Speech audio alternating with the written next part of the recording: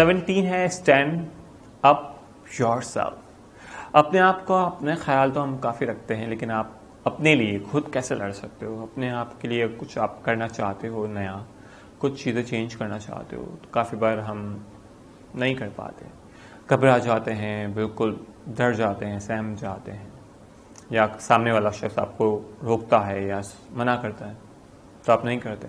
नहीं, अगर आपको जो चीज़ें करनी हैं और आपको समझते हो कि आप वो चीज़ आपके लिए बेहतर है, तो अपने लिए खुद से स्टैंड लें और वो चीज़ें करके रहें जो आपके लिए बेहतर है, आपकी कामयाबी के लिए, कैरियर, गोल, एजुकेशन। तो ये भी आपका अपने आप से प्यार है कि आपको जो चीज़ चाहिए है, आप उस चीज़ के लिए हासिल करने के लिए उस चीज़ में प्रॉपरली आप वो चीज़ कर लो।